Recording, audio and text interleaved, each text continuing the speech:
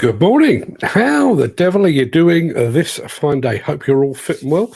Well, we made it through another week, people. The world might be going to hell in a handbasket, but we soldiered on and we now have a nice weekend to look forward to. Hope you've got a weekend planned. To give you an idea of just how busy I've been of late, tomorrow night is date night for myself and the long-suffering Mrs. Demolition News. We've seen so little of each other in recent months that we've actually been forced to schedule in a time. And if I remember correctly, we actually planned this back at the end of August. So I officially see more of you lot than I see of my wife. And she and I actually live together. Now, as it's Friday, I thought I'd like to send one of you into the weekend with a nice big smile on your face. So we have a prize draw for you today, and it is really perfectly timed. The nights are drawing in, as I'm sure you can probably tell, and there is a slight chill in the air now, which means that I, and presumably you, will be putting away our T-shirts and switching to jumpers and sweatshirts instead. And we actually have a very fine Wacker Neuson sweatshirt for you up for grabs today. It's going to go really well behind the microphone, but here it is. That's what she looks like. Here you are, Wacker Neuson, established 1848. So yeah, it's an anniversary edition, 175 years of Wacker Neuson. That is up for grabs. To enter the prize draw, I mean, listen, you don't need me to tell you how to do this. You already know. I think, in actual fact, I think somebody's already entered. Let's have a look. Yeah, Peter McKenna has already jumped the gun. He's already typed Wacker into the chat. That's all you need to do. Just type Wacker, W-A-C-K-E-R, into the chat. We'll pull out a winner at the end of the show. And I have got a banner rolling across the bottom of the screen now, so you can actually see exactly how you go about entering the prize draw. And we've already got 3 entries now, I think. So yes, W-A-C-K-E-R into the chat, and you will be entered into the draw. We'll be doing that at the end of the show. Now, you can, of course, have your say on today's show in the usual way. Just type any comments or questions into the chat. But if you would like to lend your voice to the show, you can also leave us a voicemail message. I did mention this yesterday. I'm going to mention it again today. You can leave us a voicemail message very, very simply. When I can find the right button, it is that one. There you are. Leave us an audio message. It is, what is it? It is speakpipe.com/demolition news. Records it as an MP3, and then, assuming it is of something that's of wider interest, I can actually play it on the show. So if you'd like to be part of the show, you can do that. So yes, I think that just about covers everything. Don't forget, there is a prize draw going on. If you've just arrived, Mr. Cullen, I'm looking at you. There is a prize draw going on as we speak. Type Wacker into the chat. To enter the prize draw, there's a Wacker sweatshirt up for grabs. Now, without further ado, let me roll the intro, post the question of the day, which I created myself. I'll leave you to judge whether it was worth me doing it or whether I should just hand back responsibility to Gary Muirhead. But here we go. Let's roll the intro. I'll post the question of the day. We'll have a chat afterwards.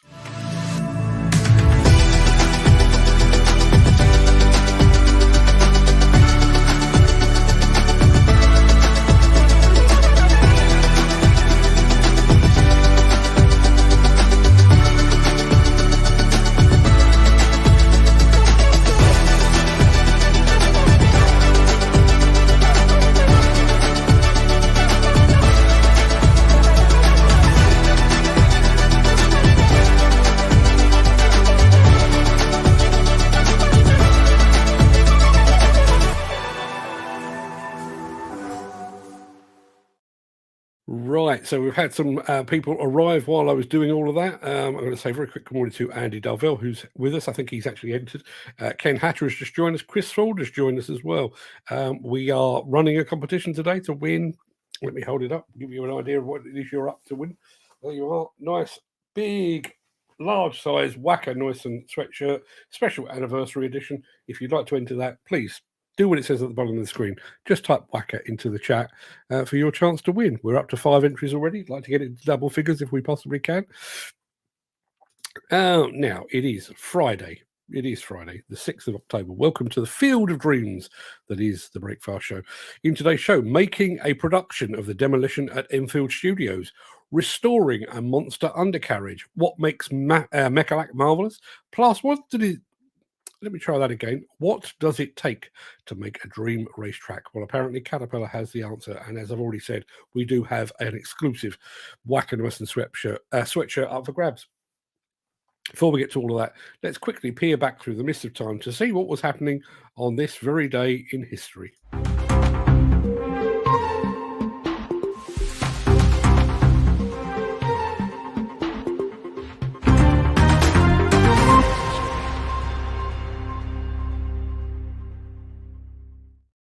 On this day in 1889, Thomas Edison showed his first motion picture. Who knew that it would ultimately spawn the fiasco that is the Breakfast Show? Also on this day in 1927, Warner Brothers released The Jazz Singer, the first motion picture with a soundtrack. Who knew that it would ultimately spawn the fiasco that is the Breakfast Show? On this day in 1952, Agatha Christie's play The Mousetrap opened in London. And it's still going. And in 1993, basketball legend Michael Jordan announced his retirement. He then returned 3 years later and won another 3 NBA titles, just for good measure.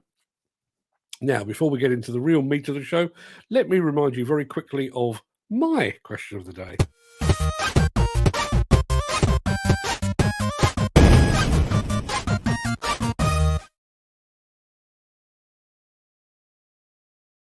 Yes, just by way of a change, I've actually come up with a question of the day of my very own, and it is this. Which continent makes the best construction equipment? I guess it's a toss-up between Europe with Volvo, Liebherr and JCB, the US with Case, Cat, John Deere, or Asia with Komatsu, XCMG, Hitachi, Lugong, Develon. But in your opinion, which continent comes out on top? Which continent makes the best construction equipment? I found myself erring towards Europe here, maybe because it's where I live. I do feel myself erring towards Europe because I do think with Volvo and Liebherr in the running, we do have some absolutely premium equipment. But let me know, which continent do you think actually makes the best construction equipment? We'll come back to that at the end of the chat, as well as our prize draw, which is still rolling across the bottom of the screen. How many entries have we got? We've got 6 so far. It's a better prize than that, people. Come on, get typing the word Wacker, Wacker, into the chat. Now this.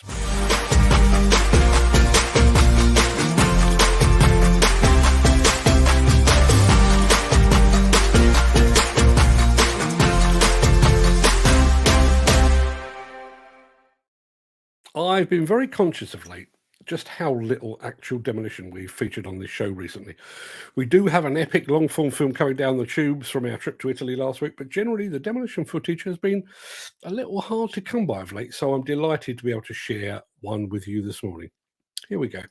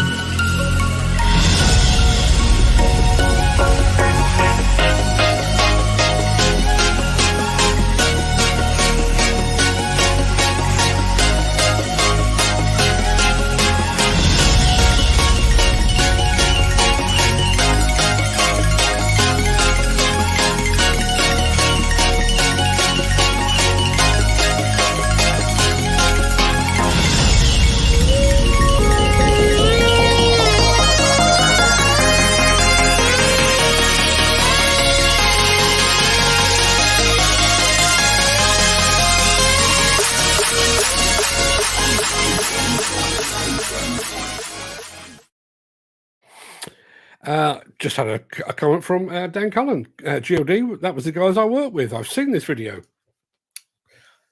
Everybody's seen it now. Yeah, good looking job, says Andy Darvell. Yeah, quite right. Peter McKenna, going back to our question of the day, which continent makes the best construction equipment? I can't choose. Too many pluses to choose from on all sides. I agree. It was, when I thought about it, my immediate reaction was probably Asia, because of the sheer volume, not just of the mainline construction equipment manufacturers like Komatsu and XCMG and Lugong and Doosan and Hitachi and all of those, but also the attachments. Very, very strong market for attachments over in Asia, particularly Japan. Bloody music much too loud again. Just to it was an encapsulated video, no control over that. But I will tell you this: I can actually play music again and be able to hear it, which is good news. Glenn Johnson has just joined us. Morning, Glenn. Don't forget to enter our prize draw at the bottom of. He's just done it. I don't need to tell him anymore.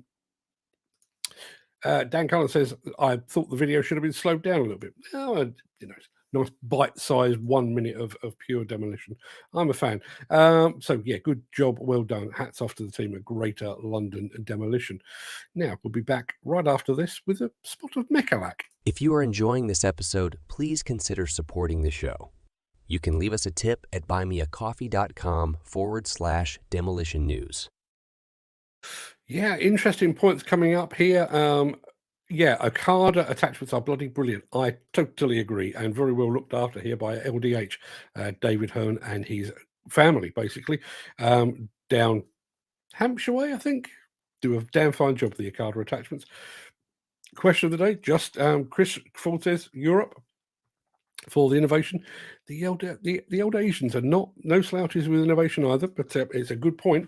Now, those fine folks at Mecalac, I've already mentioned them once, but those fine folks at Mecalac have a new video series in which they get their customers with they basically hit them with some quick fire questions about why they bought in Mecalac and how they use it in their business. We've got one of those films for you now. Take a look.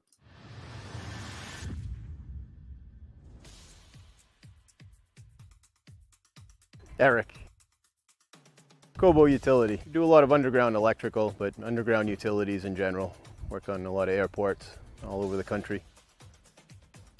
The one machine makes it's a lot more versatile, so you can have one machine, bring it to a job and be able to put forks on it and dig with it and do the work of two machines essentially. You might have like 6 or 7 now. I like the 11. I think that's a pretty good size power ratio. The 15 is nice when you have to do something a little bit bigger, but the 11 for the weight of it and for what it can do, it's a nice machine. And I guess the hammer, we have a hammer that goes on the 11 to break up the concrete. Versatile. The speed, how fast they are, how smoothly it operates as an excavator. Nope, Mekalac's a great machine. I thought it was pretty easy. It was pretty seamless to go from an excavator to the Mecalac. I think they're quite similar. My wife. Mecalac, Mecalac, Mecalac. I have to say, I love the quick fire style of those films. No fluff, just the facts. We used to have, I'm trying to remember what we called it. We actually did a bunch of interviews. These were audios. We did a bunch of interviews with various machine operators, including Nigel Williams, if I remember rightly. And those were all quick, standardized quick fire questions. Fire them at them and see what you come back with. Awesome stuff. So well done to Mecalac, and hats off to Eric. And I'm sure he can now rest easy, having chosen his wife over his Mecalac. You could see him thinking about it, though, couldn't you? Right, back after this.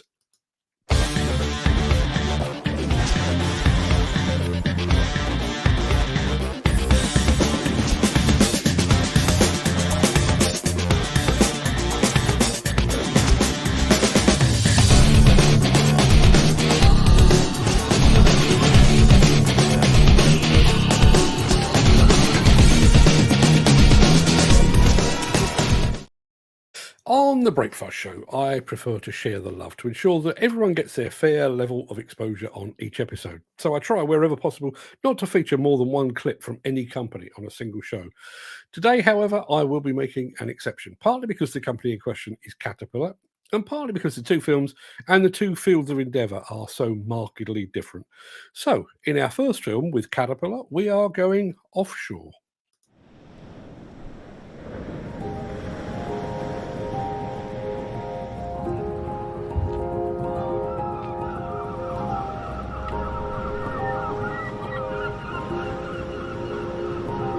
My name's Scott Berry. I'm the engineering manager for Scantech Offshore in Great Yarmouth. So the compressor behind has been solely designed for the renewables market.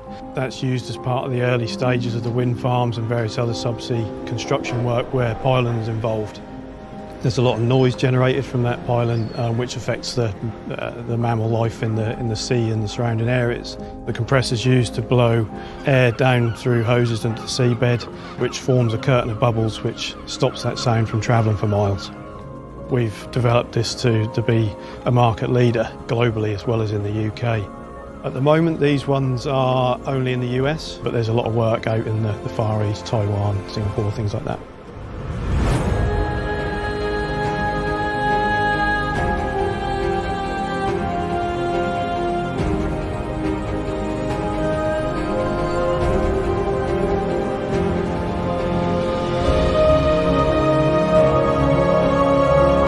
As the wind farms grow larger and larger, certainly off the coast of East Anglia where we are now, this noise attenuation has become more and more important. It keeps the animals happy. Cat's got a great history, great product. We've used them for years. We know that the product is durable. We know it's great quality. One of the big benefits of this unit is with the compact nature of the C32 engine, allows us to have a relatively small footprint. We've more than doubled the horsepower compared to the previous engines, so that not only gives us the ability to double the flow rate, also allows us to increase the pressure available from the compressor. And this is important when we get into areas where the sea level is quite high. You need more pressure to get the air down to the hose and to form the bubble curtain. So, without the compact C32, we wouldn't have been able to make that product happen. For this particular compressor, being part of the renewables industry, one of the highest emissions standards we could get, so we've gone EU stage 5. Mecalac provide a much simpler solution to get those emissions. These are the first units that have been constructed in the UK to this standard, this size, this specification. Certainly in this instance, they're really the only supplier available that can provide this kind of engine, this horsepower, compared to all their competitors. They've got an engine that is unique. We know we're in good hands. We know that we've got a great product to work with. So that, with the great track record, it was the obvious choice.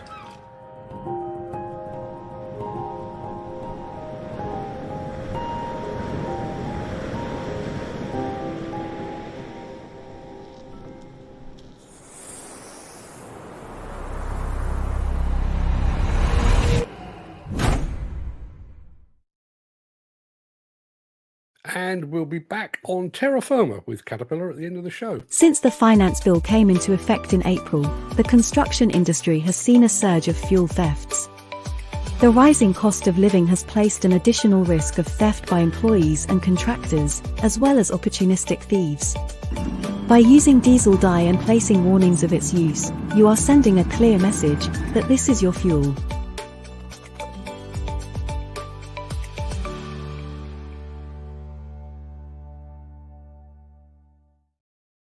So you've invested a fortune into a massive machine and the massive undercarriage that sits beneath it. But what happens to that undercarriage when it's clocked up a full working life? Well, if the machine in question is a Liebherr, you get it ready for its second coming.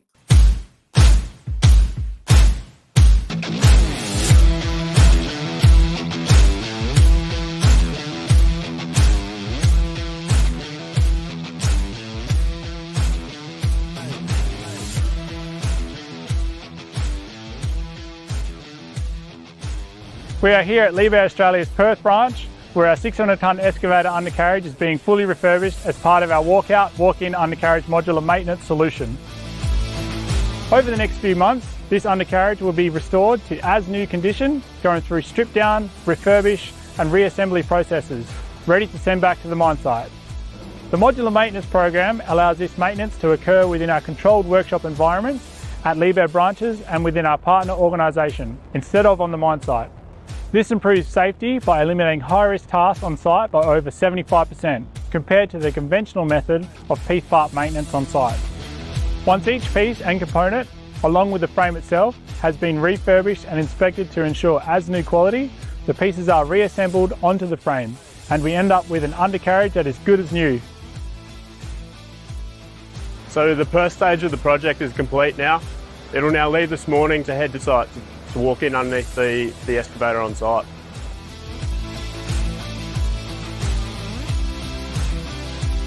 That's an important part of this solution. We can freight the entire undercarriage in one piece back to the mine site. Not only is this an impressive sight to see 188 tonnes at 7.9 metres wide and 10 metres long travelling up the highway, but it also minimises the excavator's downtime. Ultimately, this minimised downtime means greater productivity for our customers. This process results in a 50% reduction in major shutdown time compared to the conventional method of the piece part component changeouts.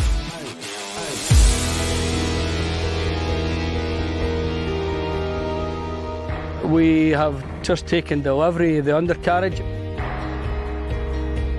Our track pads have just rocked up, our jacking system's just started to trickle in as well. So over the next 24-48 hours we'll have our jacking towers set up. We should have a machine in place as well, and we'll have this undercarriage off the float sitting on a set of tracks and wait for the craneage to come in, and we'll wrap the tracks. I think the guys back in Perth on rotation, we've done a really good job getting this ready.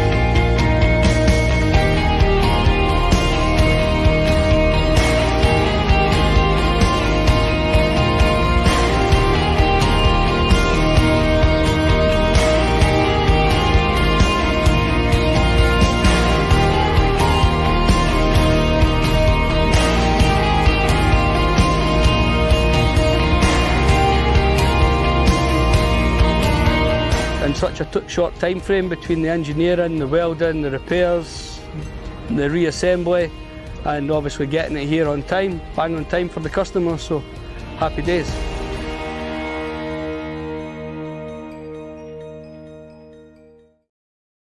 As good as new.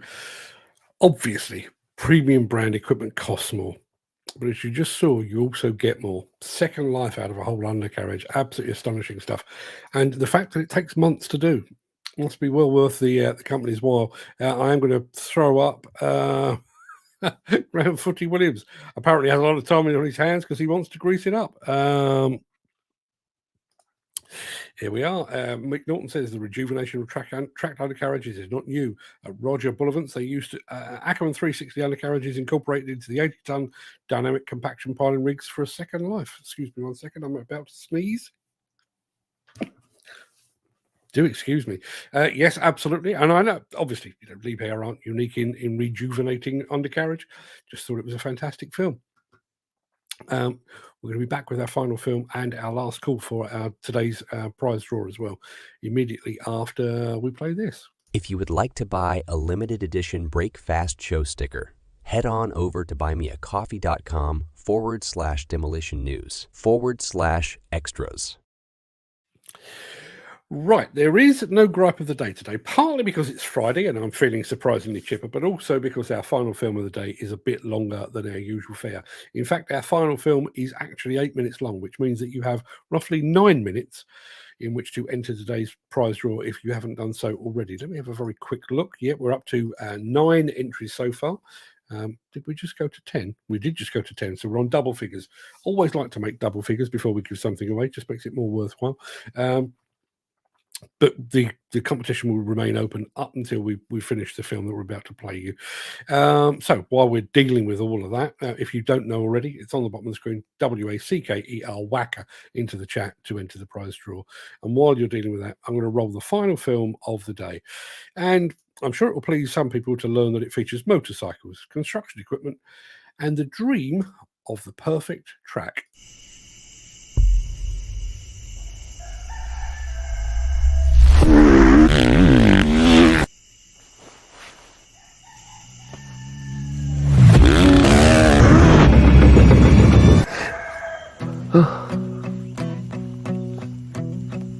How to build a track.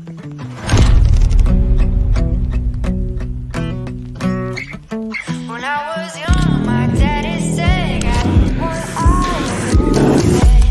"'Cause there's a time coming when the devil gonna come for you." So Welcome to Hastings Steering Cat Rental. You're speaking with Tamara.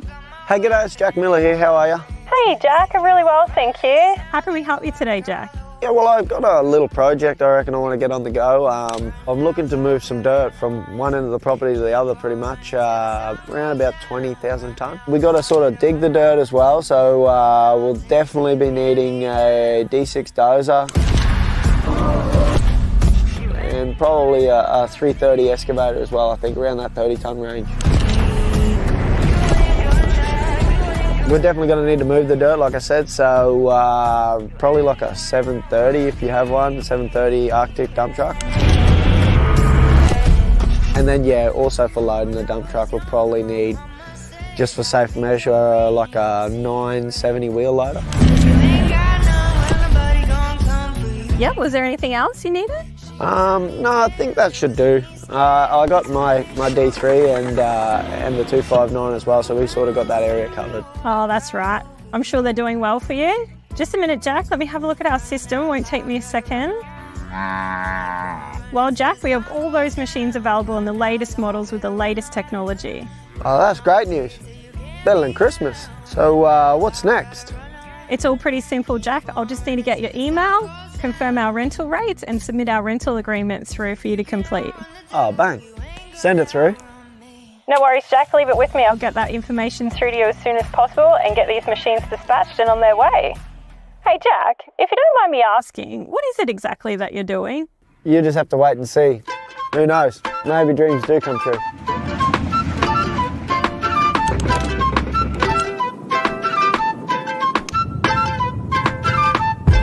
So we're here to build you a track, mate. What do you sort of want to do?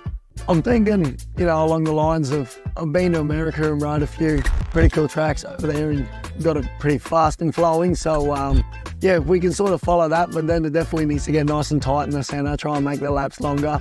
We've got the stadium track here and it's a lot of fun for everyone, but I think, having a decent motocross track, as you know, we knocked down the motocross track to rob all the dirt for this thing. So, with the help from Cat Rentals, we've got all the machines to do it properly. So yeah, definitely. We've got all the gear to get it done and build a pretty big and epic track for you. You just keep digging, loading trucks. Keep digging, you keep driving, Frank.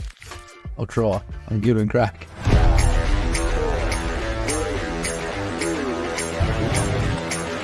Ready for me to make a mess over here? Yeah, go for it, man.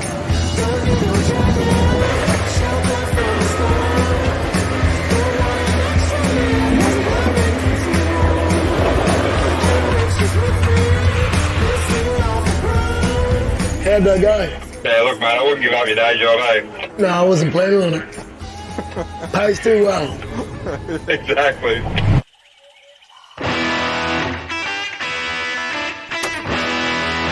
I reckon we can either pull it up and go around this tree out of here.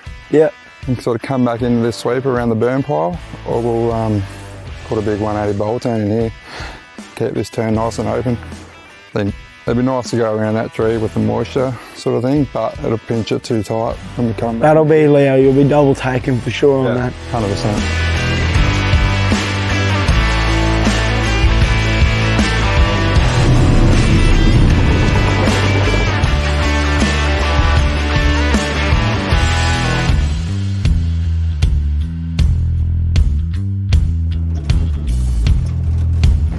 Yeah, just start from behind me and just sort of blend it out. I'm going to fold it all to the outside and we'll get like a bit of a cushion. So keeping the blade, sort of pushing it out. Yeah, fold the blade and sort of blend it out to your right hand side there, mate.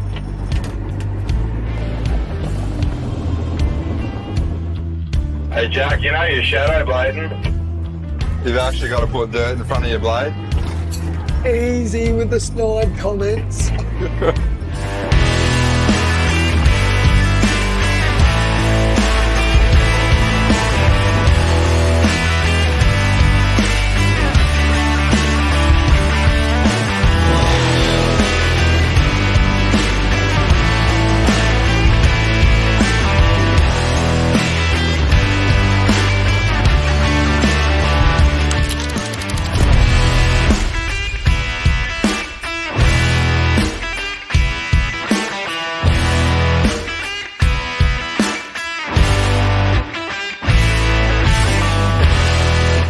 done over here, mate. How you travelling over there, Jack? Yeah, mate, she's looking pretty good on this side. You've done an absolutely epic job. No, thanks, mate. Thanks for getting us up here and getting Cat Rental involved. It's been an absolute pleasure. Yeah, mate, I don't think we could have done it without them, that's for sure. I reckon it's time to go get some gear on, mate, and cut some laps. Yeah, mate, I'll go throw some gear on now, and we'll smack it. Like 0 degrees. I'm not the cage, gotta let out the beast. Revolutionary guy, let out the streets. Locked in the cage, I'ma let out the wake up.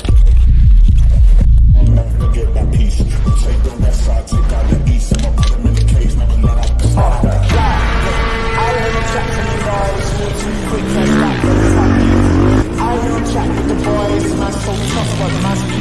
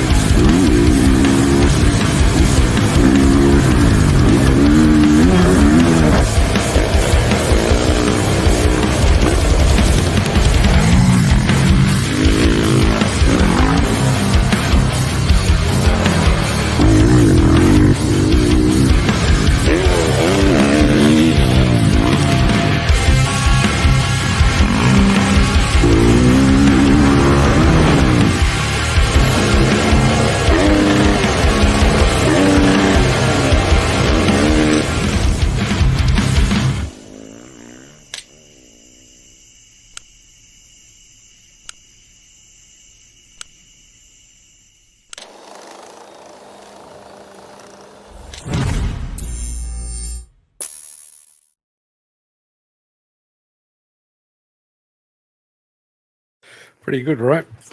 Terrifying motorcycle racing, but yeah, fair play to them and fair play to the Cat Rental store for hooking up Jack. And now it is, as you can see across the bottom of the screen, it is pretty much time to draw our prize. Let me see very quickly. If anybody hasn't already done so, I'm just going to throw that up from our friend Dan Cohen, who says very good video. Totally agree. If you haven't done so already, you've now got about 10 seconds in which to type Wacker into the chat. Wacker into the chat. Leslie McGeehee, who has entered the competition, says nice wee video. Totally agree. Yes, let me throw up the randomizer on the screen. Yes, we are at 13 entries. Jim Turner says nice vid, great vid actually, he says. And Thomas Phipps has just crept in under the wire. Morning, Thomas. Thank you very much indeed for joining us.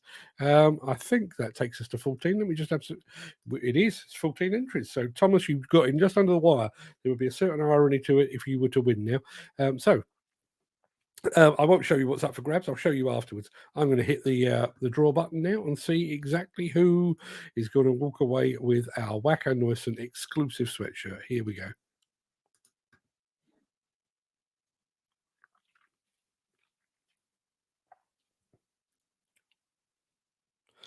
Jim Turner. Jim Turner has won himself a Wacker Neuson sweatshirt. Congratulations, Jim. About time you won something, I'd say. And here is what you have won. Now, just to let you know, if you didn't win today, I'm going to show it to you first. There you are. Established 1848, 175 years of Wacker Neuson. Have to say, the quality of that is really nice. Lovely and heavy and warm. So for the winter months, you'll be well set. Peter McKenna says, well done, Jimmy boy. I totally agree. Congratulations, Jim, says Leslie as well. Now, just to let you know, we are working on an exclusive dedicated show on Wacker Neuson, and there will be another one of those up for grabs as part of a much more intense goodie bag.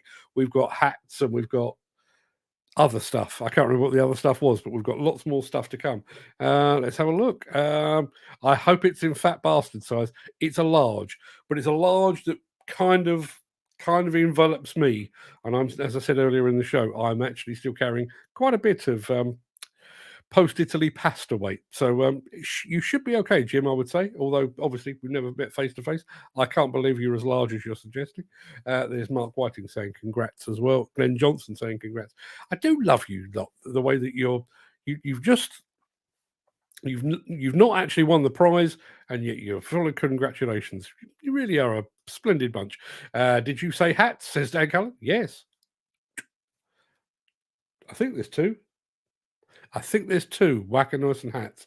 I'll tell you what. I can. Bear with me a second. That is what the Wacker Neuson hats look like. Very smart indeed. It's almost suede-y, that. Top quality hats. I think there's two of those up for grabs, or there will be in a couple of weeks' time, so keep an eye out for that.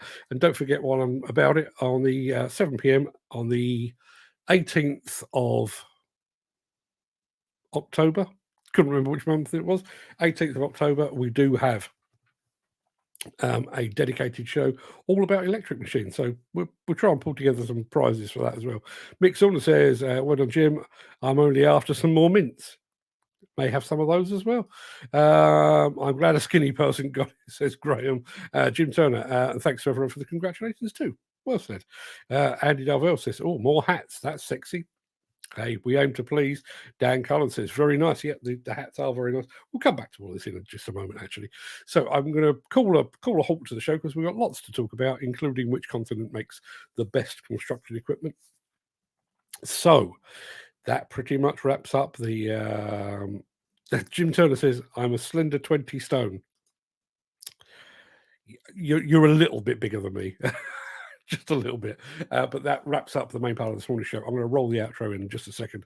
Before leaping gazelle-like over into the chat to see what you're all saying today, if you can't stick around for that, please stay safe, look after yourself, your family, your friends, and your colleagues. But if you do have the time and the inclination, please stick around. The Craic will begin immediately after a final word from our show sponsor. And we have some new background music for you as well. So let me roll the outro, and I'll see you in just a second.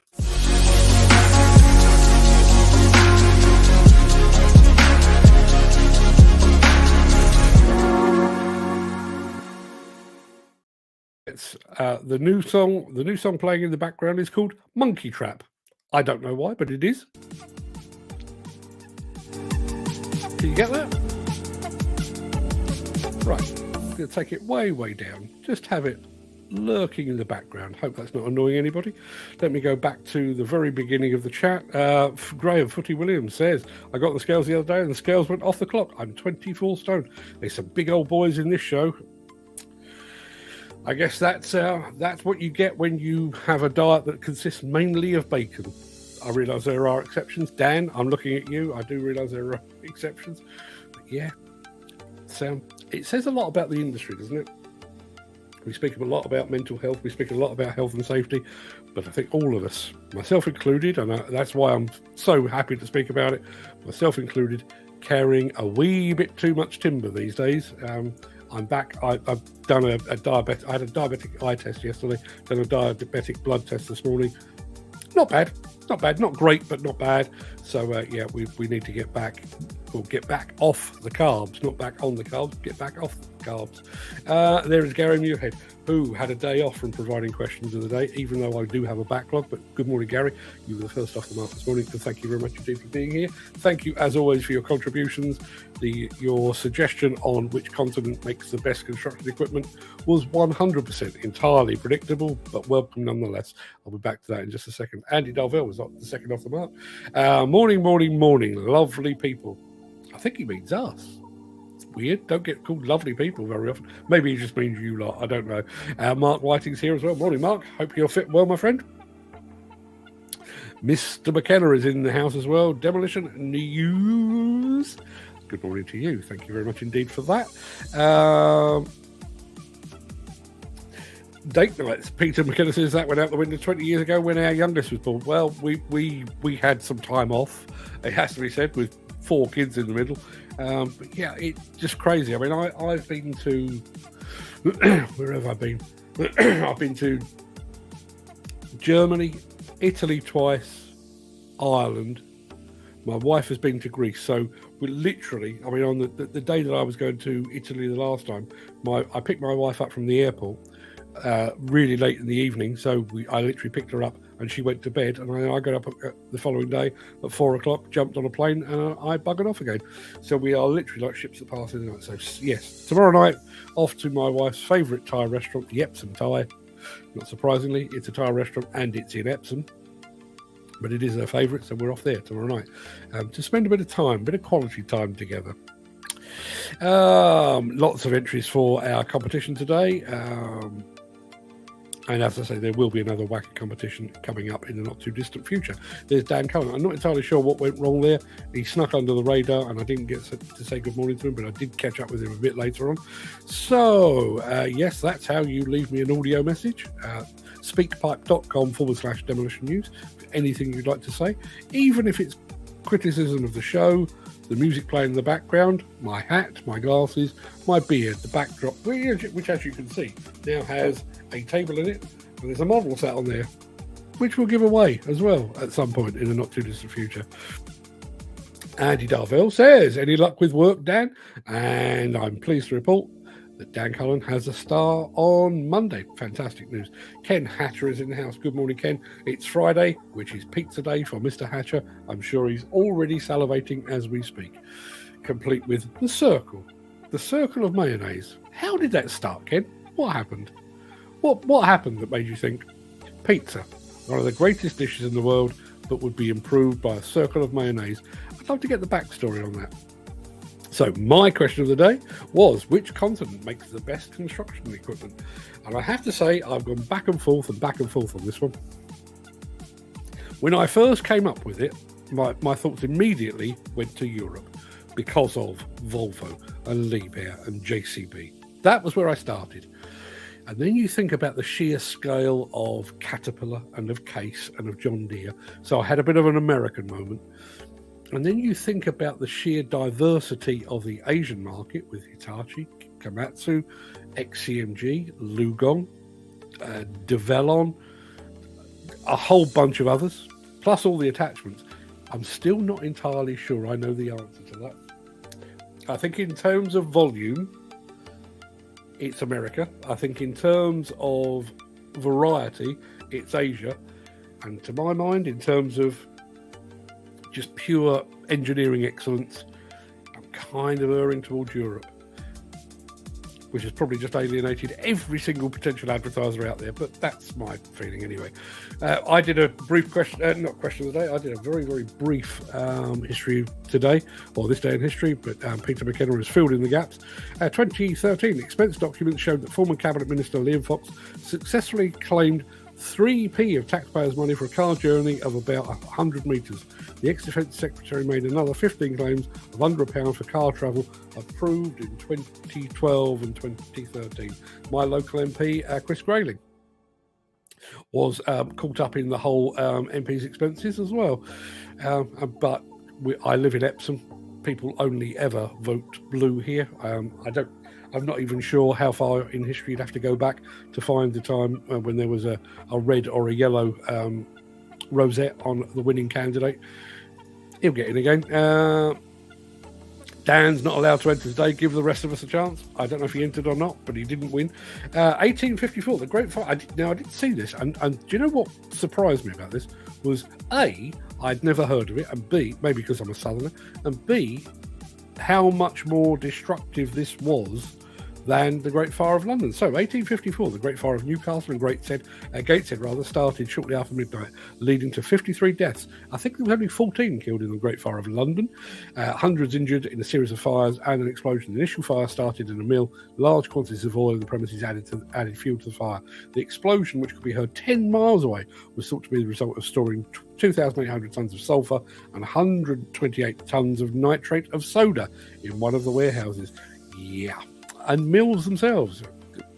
Anybody that knows the way that powder reacts when it's introduced to a naked flame, mills, flour, very, very explosive. If anybody's ever done the thing with the candle and a pile of flour and then a bucket over the top, blow through a hose that disperses the flour, makes it more flammable, and the bucket goes up in misspent youth. What can I tell you? Ken Hatcher was one of our entries. Chris Ford is with us as well. Morning, Chris. Thank you very much indeed for being here. So, although I was asking continents, I'm more than happy to explain. The first entry for our question of the day, or the first answer, was Japan, obviously Asia. Ken Hatcher says, and it's hard to argue with it. I'm not even convinced there is a right answer to this. I think it's down to personal preference, and I think if I were looking for mini machines, I'd be looking Asia. If I was looking at attachments, I'd be looking Asia and probably Italy, Europe. Looking for sheer volume of machines, maybe Caterpillar, Case, John Deere. Don't think there's a right answer, but if anybody has a definitive answer, please let me know. Dan Cullen, close but no cigar on the Wacker sweatshirt, but as I say, there is another one. Gary Muirhead, going from question master to question answerer, and he says it's got to be Sweden, home of the mighty steel wrist. Who's surprised by the fact that Gary Muirhead has favoured steel wrist, which obviously Sweden, we're counting that as Europe. Let's have a look. Another one, 1829, trials began at Rainhill near Liverpool to find an engine for use on the Liverpool to Manchester Railway. On trial were Cycloped, Perseverance, Sans Péré, Novelty, and the winner Rocket, designed by George and Robert Stevenson. Stevenson's Rocket, built by Robert Stevenson and Company. A replica of the Rocket is at York's Railway Museum. I think I may have seen that back many, many moons ago. I can't remember why, but I'm fairly sure I had a dinner at the museum. It's all gone. Graham Williams, he's going Europe. In fact, he's going British, and we should all say JCB is the best, really. Yeah, listen, I'm the first to admit, I'll put my head above the parapet and say I have a secret thing for JCB because they are British and they fly the flag. Not just because they are British, although, the fact that they make their equipment in their backyard, but they have been enormously successful around the world and fly the flag. You've all seen the JCB kitted out in the Union Jack livery. I think they are as proud to be British as we are proud of them being British. So good answer. GLD, that was the guys I work with, and I've seen this video. We're just catching up, I'm afraid. I can't choose, too many pluses to choose from on all sides. Yeah, and that was my feeling. Funnily enough, when I was talking about this with Fred last night, and I was saying, I'd go probably Europe, or more specifically maybe Italy for attachments. But you think about people like Genesis and Shearcore out of America, but then you think about people like Akada out of Japan. It really is. It's a very, very tough one to call. Glenn Johnston joined us as well. Morning, Glenn. Hope you're fit well. Looking forward to the weekend, my friend. Bloody music too loud again. Nothing I can do about encapsulated audio, I'm afraid. That's just the way it is. But I can control the one that you're listening to now, which is called, as I've already explained, Monkey Trap. I don't know why, but I quite liked it. It's nice and plinky in the background. Loud video, that was. Sorry, I'll do my best. Thought the video should have been slowed down a bit. I have to say I quite like a time lapse. And getting a video over and done within in a minute, I'm a fan. There's Glenn Johnston's unfortunately not winning entry for our competition. Andy Darvell says Okada attachments are bloody brilliant.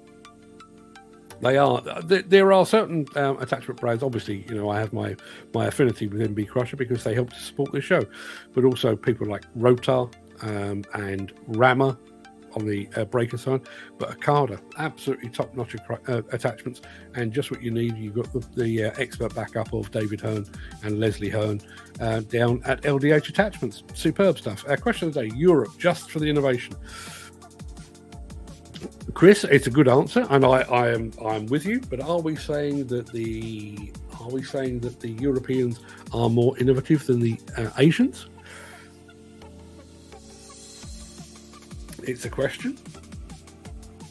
I think one of the, even though it kind of exists on the very periphery of what it is I do for a living, one of the most innovative things I've seen in the development of construction equipment recently was from Asia. It was from China. Those fine folks at XCMG have created what I can only describe as a noise-cancelling cab. You know what noise-cancelling headphones do? Well, these do the same with a cab. So within the cab of some of their compaction equipment, they have a sensor that analyses the sound that is being transmitted to the operator's ears. That then dictates a sound that is generated within the cab that basically cancels that out. So when it's off, you can hear the hum or the thrum, I guess you'd call it, of a vibratory compactor in the background. They switch on this noise cancelling system, and it's almost like white noise. The sound's still there, but it kind of fades into the back. Well, that is fades into the background. Proper innovation, real out of left field thinking, and also some of the stuff that XCMG are doing on the Enfield of autonomous machines, at least as good, I would say, as anything that's happening in Europe. But I'm inclined to agree. You know, when you look at some of the stuff that's going on, who were the first two, I think, to launch hydrogen machines or hydrogen prototypes at the very least? JCB and Liebherr, and I realise Hyundai are in the mix now, but yeah, so both Europeans. It's a tough one to call. Now, completely different subject, but I like that. I think bucket manufacturers need to take a leaf out of the welder Fabber's book. He can take a worn-out standard bucket off any machine, make it 100 times better than the original bucket. Why can't manufacturers just do it right from the start? There is a very simple answer to that. Money. Unfortunately, I think in a lot of cases, buckets are seen as purely a commodity. You buy yourself an excavator or a mini excavator or a compact excavator, and you just expect it to arrive with a bucket hanging off it. And the bucket, because it's not been spec'd or specified to a specific standard, specific size, it comes, I think they buy them cheap and stack them high, and they just send them out with something that's not really up to the job. I think it's only when you start to go into specialist buckets, think about what Eurofab are doing up in Scotland, think about what Digbits does down in Staffordshire, where they actually will produce a bucket to a customer's specification. So both size, but also wear, penetration, ground engaging tools, the whole kit and caboodle. I think if customers were willing and perhaps inclined to select buckets to suit the application, I think it's very easy to say, I want an excavator and I want it to dig. That bucket will do. When in actual fact, if you're digging in clay, you want one type of bucket. If you're digging in hard rock, you want a different type of bucket. I do think, and I do also wonder with the bucket situation, how much of that has been driven by the fact that, somewhere between 85 and 90% of all UK plant sales go to rental companies. Rental companies, as I've already said about buckets, they buy them cheap, they stack them high. They're not particularly interested. And I guess it's also hard to predict exactly what the application is likely to be. So they just go for a regular excavator with a regular bucket and hope for the best. I like Duck Digger as well. Don't know who Duck Digger is, but I'll take your word for it. Mecalac is the old Massey Ferguson company. Is that right? I'll take your word for it. Dan Cullen says he is stuck between the UK and Korea, so Europe and Asia. It's a hard one to call, isn't it? It really is. There's a bit of me that's quite proud of having come up with a question. There's a bit of me that's quite disappointed that I can't actually come up with a definitive answer, but there you are. Let's have a look. Yeah, here's a one from Gary Muirhead. Always surprises me how many products Caterpillar actually make. I don't know if they still do those big, thick operators manuals that they used to do. We had a collection of them in my old office. And obviously we know the excavators, the wheel loaders, the dozers, the dump trucks and all of that. But things like pipe layers that kind of exist over on their own. And obviously they make a whole range of engines. They make a whole range of generators, compressors. They're into marine engines, offshore engines, a whole manner of things. I remember reporting, and I'm going back to, would have been around about 1990. I think at the time, because I was doing the PR for Caterpillar at the time, we used to say that they were making 300 core products.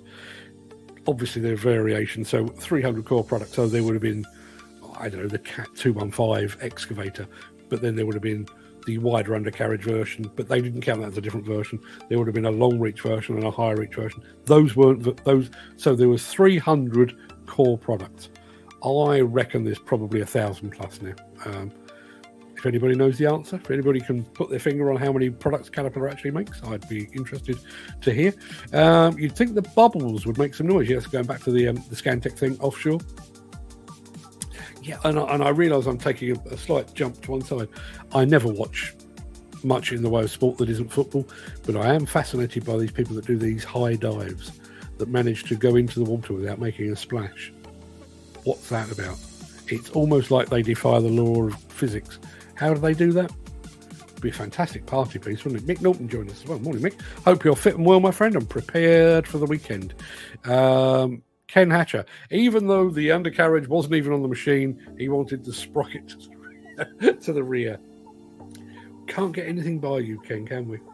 You imagine if manufacturers started to enclose the undercarriage, a bit like, side panels on a car. Ken, what would you do then? What would you do if you couldn't actually see the orientation of the sprockets? What an awesome piece of kit. I think that was the Liebherr undercarriage for a 600-ton mining excavator. Big job that. Yeah, absolutely. Good work, though. Yeah, mustn't that be a fantastic thing? I have to admit, I do watch a bit of this on YouTube where people actually take something they found, maybe it's a car that they're restoring, but even things like sort of garden equipment where they find this sort of rusty old piece of crap, and then you watch over a period of 5-10 minutes how they restore it, and it comes back as new. I would imagine there's probably as much pride in taking an old undercarriage and returning it to its as new state as there is in actually building a new one in the first place. Fantastic achievement. Dan Cullen says that some going on that undercarriage. Wow, indeed. Andy Darvell says that some machine, a fantastic way to keep plant renovated and costs down. And let's talk about sustainability here, people. This goes back to, if you were here a couple of months ago, you will recall that we were talking about Rowan Atkinson, talking about the fact that he felt like he'd been duped into buying an electric car because it was good for the environment, when in actual fact, what he then, having done a bit more research on it, he came back and said he would have been better off actually buying a used car rather than electric, because that would have done less harm to the environment, because obviously there is environmental impact of building an electric car in the first place. Same thing here. I would imagine the company that have just had that mining excavators undercarriage refurbished could probably dig down the back of the sofa and find another couple of million to go and buy a completely new machine, which would be fantastic for Liebherr. I'm sure it'd be fantastic for the customer, but would be terrible for the environment. So they've set it aside. They've put it into Liebherr Australia for a month or two, and what they've got back is as good as new without having to go to the financial and the environmental expense of building a brand new machine. Hats off to them, I say. I'll even do a little hats off. There you are. Mark Whiting entered the competition. Did not get to win, I'm afraid. The rejuvenation of track undercarriage is not new. No, you're absolutely right, Mick. And lots of people do it as well. I've followed some of these through Caterpillar. We were actually planning to do something with Finning a while back. It didn't come to fruition. I won't bore you with the details. But they'd had, I think it was a D6, come back in for a complete overhaul up at Cannock. And the plan was to follow the journey of the machine from site to depot, through the refurb, and then back to work again. And then the wheels fell off. The wheels didn't fall off the machine. The wheels fell off the idea. It's a whole thing. I won't bore you with it. Going back to our motocross thing, they love their cat. They certainly do. Jim Turner says what they really needed was a couple of scrapers. Yeah, although, showing off all the kit, I'm quite a fan. Cool video and a great way to start showing the process. Yeah, I totally agree. I'm all on board for that. There's Andy Dyson, who arrived a bit late, entered the competition, didn't win, unfortunately. Gripe of the day. Why does nobody carry any parts anymore? And why do you seem invisible when you walk into the parts department? So here's a story. Back in... I'm going to take a wild stab at 1988, 1989. I was working on 2 magazines at the time. I was working on Contract Journal, but more specifically, I was working on Plant Manager's Journal. And we came up with the idea of basically having a shopping list for a bunch of standard, fast-moving, off-the-shelf consumable parts. So things like oil filters and air filters, the sort of, I think there was hydraulic hoses in there as well. So the sort of thing that you would phone your local dealer for and expect them to have pretty much all of them available on the shelf. So what we did, we did it with, I'm going to take a stab. It's a long while ago, but I can take a stab at around 5 or maybe 6 different marks of equipment. And I'm fairly sure Cat were in there, JCB were in there, I think Kubota were in there, and a few others as well. And basically, we created a fake company, not for fraudulent reasons, but we created a fake company, and we ordered the same basket of parts from this 5 or 6 manufacturers. And the first part was to compare the prices on all of the machines, but the second part was to check on the availability and the speed of delivery. I wonder if you could do that today. I mean, we actually had to pay for them. We got a refund after we revealed what we were doing. But we had to pay for them. I reckon that it probably cost me about 5 or 6 grand to do that now, which frankly I'm not willing to do unless somebody else wants to join in which case we might do it. But I wonder what the parts holdings are now. And it's interesting when you speak to a lot of manufacturers, and I realise we've got a lot of overseas manufacturers now, where you ask about parts availability and their default answer is, yes, we have a parts warehouse in Belgium or Rotterdam or Germany. The best one in the world, that's 24 hours away. Whereas when we were doing this through local dealers, and that's exactly how we did it, we were talking in some instances hours, literally a few hours, not for the whole basket of parts, but if we mentioned things like hydraulic hoses, which were mission critical items, some of them could actually get them there in a couple of hours. Could you do that today? I wonder. Andy Dyson just said good morning. Good morning, Andy. Hope all is well over in the land of Erith. Graham says, didn't you put one of these up before with some other people doing a motocross track? We did. I can't remember who it was. Volvo, I think it was. I think Volvo did something very similar. They've also obviously done the same kind of thing with the motocross championships, where obviously they are both a sponsor and an active participant as well. Thank you for reminding everybody to type Wacker. It did the job. We got up to, I think, 14 entries in the end, so thank you for that, Chris. Dan Cullen slipped under the radar. I didn't get to say good morning to him, but I did in the end. Ken Hatcher has headed off back to work. That's some job. That was the motocross track. Lots of people like that. Very good video. Nice wee video. Great vid. Yeah, totally agree. Nice video. Great track. Yeah. Terrifying, some of the leaps and what have you. But if you're into that kind of thing, I'm sure they know exactly what they're doing.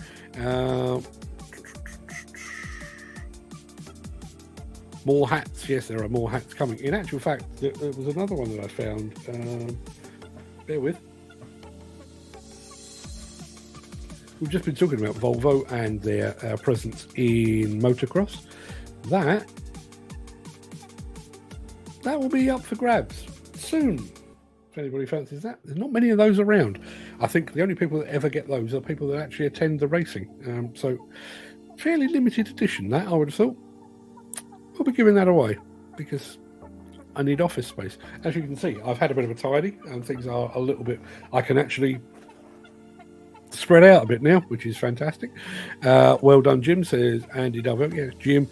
Just on the subject of Jim Turner, Jim, let me have your postal address. I know I've had it in the past. I'm sure I've had it in the past, but remind me of it. Just make sure we can get that to you.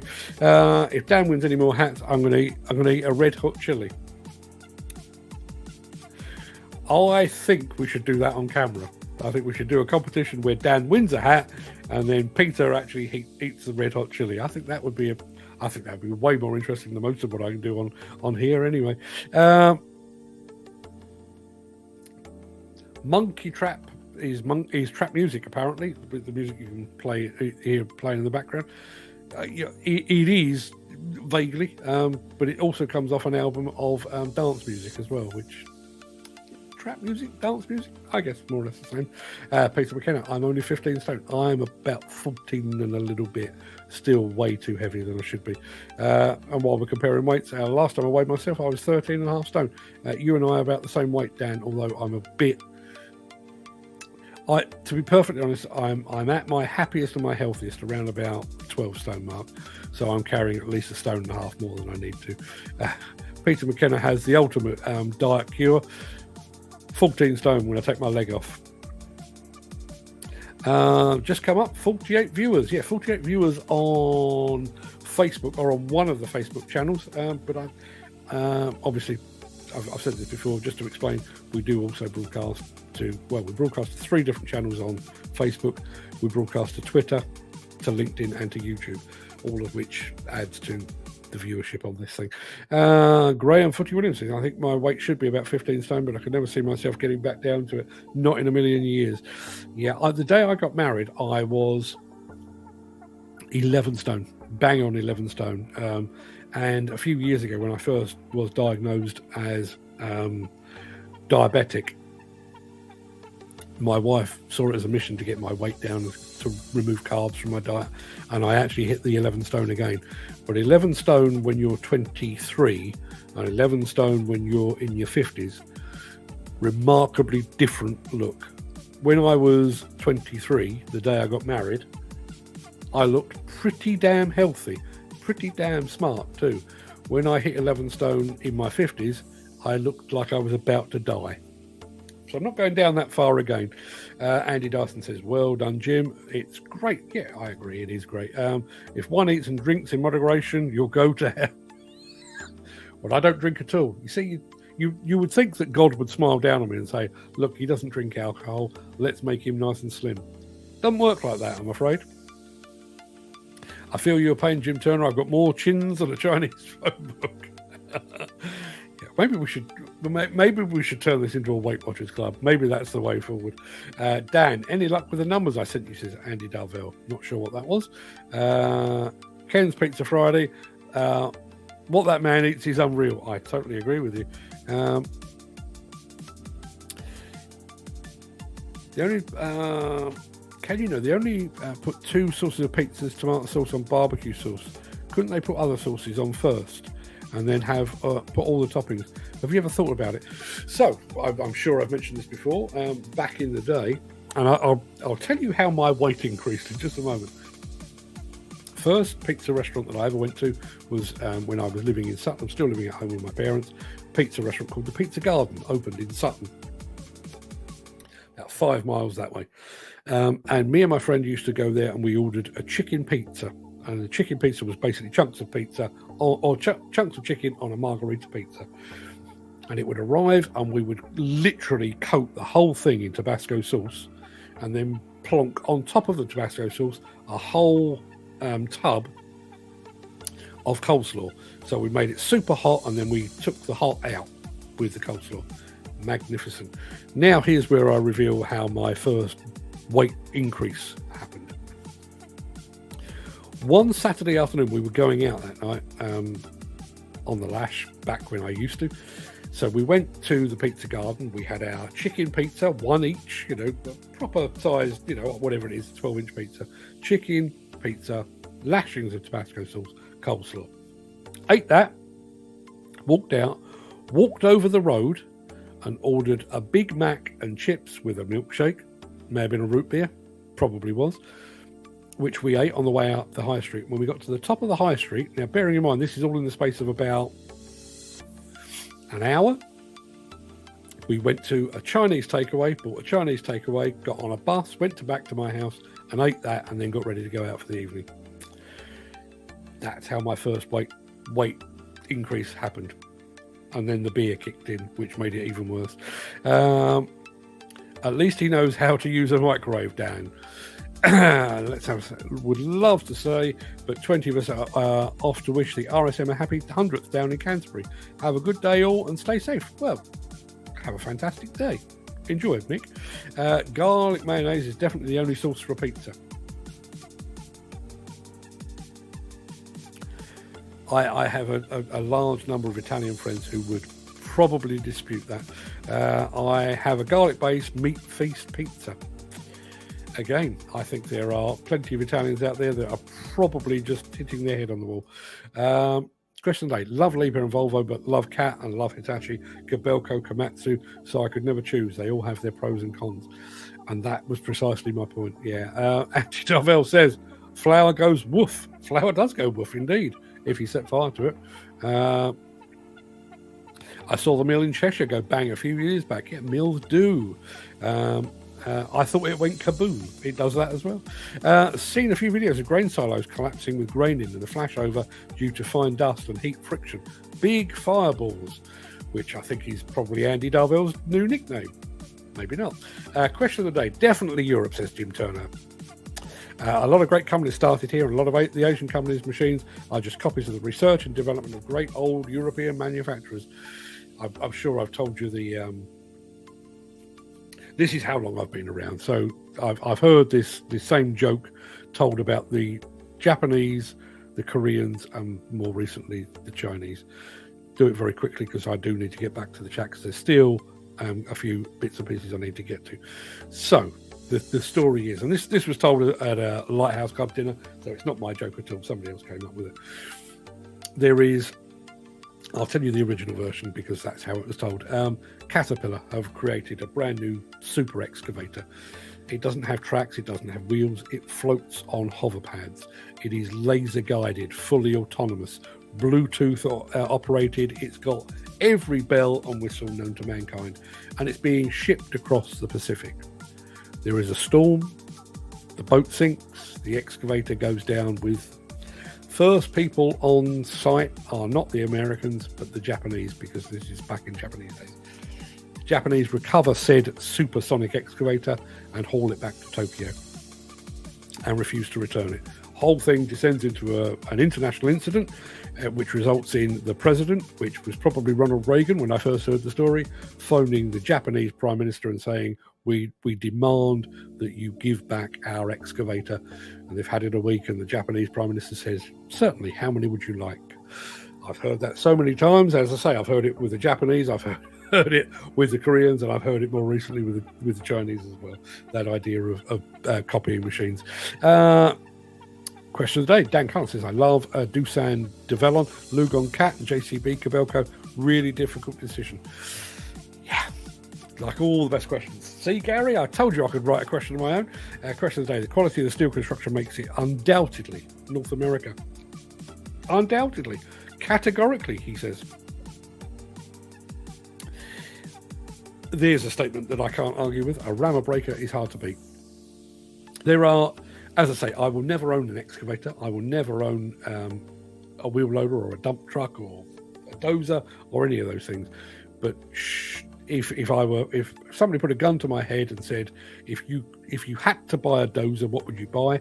Cat D11. If you had to buy a backhoe loader, what would you buy? JCB 3CX. If you had to buy a high reach excavator, what you're buying? Liebherr. If you had to buy an electric machine, what are you buying? Volvo. If you had to buy a breaker, Rammer. Simple as that. Peter McKenna says, I didn't know this. Today is National Noodle Day. Noodles can be found all over the world in all shapes and sizes and colours. Most often made from flour, but they can be made from beans or vegetables like zucchini or carrots. There are oodles of noodles possibilities. Celebrate today by eating your favourite type of noodles. I'm not, but I will be tomorrow. I am, as I say, off to a Thai, and I am going for pad Thai, among other things. 100% Dan, Rammers are the daddies. They really are. I would like to try sweet chili base on a pizza and all the stuff on top. That means rather nice. Sweet chili, yeah, I could get on board with that.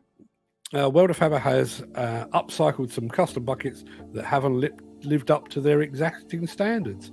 Peter McKenna says,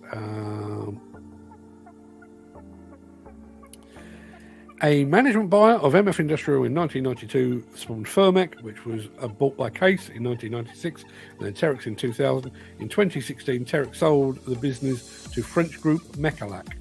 There you are. I'd love on my wall a big family tree of where all these brands intermingle and cross over. I'd like to be able to tell just at a glance where things originated from. All Mecalac backhoe loaders have an MF chassis. Not a bad starting point, I would say. When I was a young fella, my uncle was a cat demonstrator. My cousin had God knows how many model cat machines. I was always fascinated how much stuff they produced. Yeah, absolutely right. We, in my old office, when my old business partner was alive, we had a dedicated cabinet. Top shelf was all those operator manuals from Caterpillar, you know, the big, thick, bound ones. Then we had an array of models as well. And one of the things that my old colleague used to do was collect bits of rock from foreign destinations. So he had a picture of not a picture, he had a model of a dozer. It was a D10. But he'd actually seen the D10 in a coal mine in, I think it was Pennsylvania, and he had a chunk of the coal that he'd picked up and stuffed in his pocket. I didn't nick the idea, but there are two pieces of concrete in my office right now. They're behind the camera, you can't see them. I have a piece of the old West Ham football ground. I went there when Ride Demolition were taking that down, so I have a chunk of that concrete. I've also got a chunk of Wembley Stadium from when that was taken down. A sad life I leave, isn't it? Let's have a look. Peter McKenna says, have a great weekend, everyone. Keep it safe, but keep it fun. Life's too short. Indeed it is. Dan Cullen says, that's a hot hat. As I say, we've got hats aplenty coming up. Everyone have a fantastic, safe weekend. Enjoy the sunshine. I fully intend to. Yeah, that hat is very nice. Suits you, sir. Suits you, sir. Okay, Peter McKenna. Remember, this is what you said. Not sure what that was. I was 11 stone for 20 years until I succumbed to my illness and other problems and sat at home for nearly 5 years. That'll get you, Dan Cullen.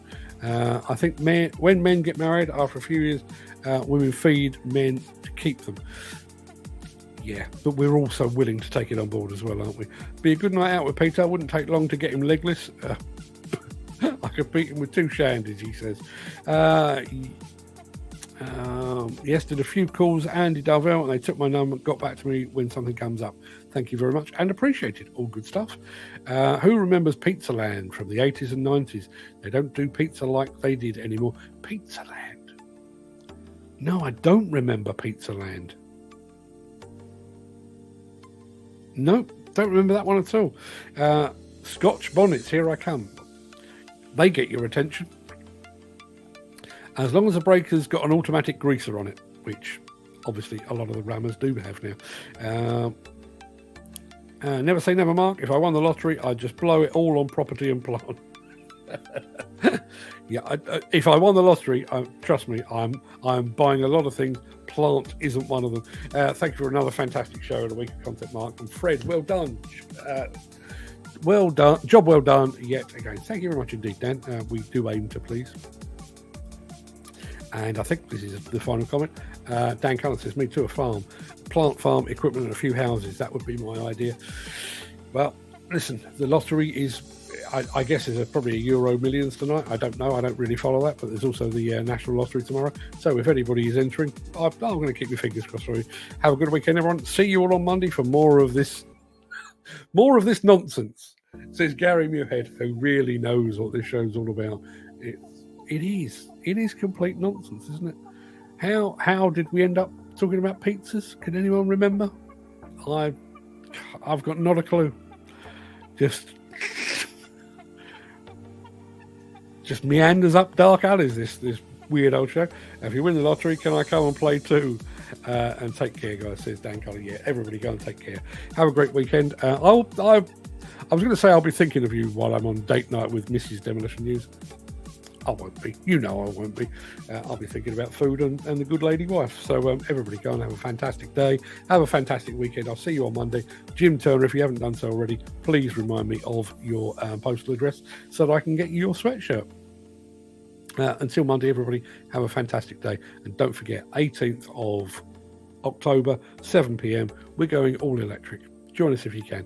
Till then, everybody, go take it easy. All the best.